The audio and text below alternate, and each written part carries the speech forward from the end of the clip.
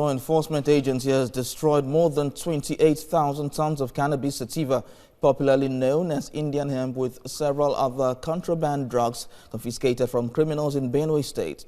Mayowa Okwato has details. Benue State is widely known as the food basket of Nigeria, as it leads the country on scale and diversity in agricultural food crop production. Part of this is possible through availability of fertile farmlands within the state. But what happens when farmlands are used for other purposes, such as cannabis plantations? Here is where the National Drug Law Enforcement Agency steps in. Security agencies, traditional leaders, government officials and other dignitaries are here to witness the destruction of hard drugs confiscated within the state.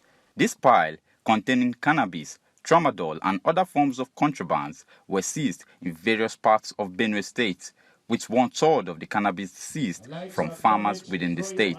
These substances were seized from all the local government areas put together, and about 1/3 of the cannabis seized were from farmers in Benue State.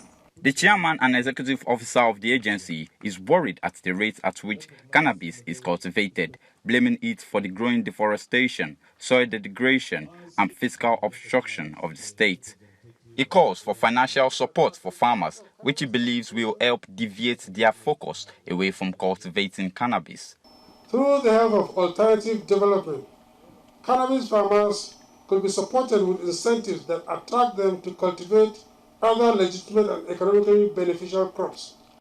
The state governor is represented at the event by his deputy, Benson Abonu, asked that more rehabilitation centers are established to provide assistance to the increasing number of victims across the country. The federal government should think of doing, and perhaps to be well articulated by NDLEA and made as a recommendation to the federal government, is to step up the establishment of rehabilitation centers.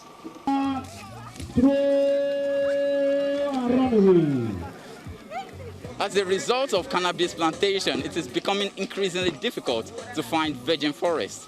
This quantity of drugs being burnt weighs 28,019 tons, and it is frightening and now demands more reflections. Mayowa Okwato, TVC News, Makurdi.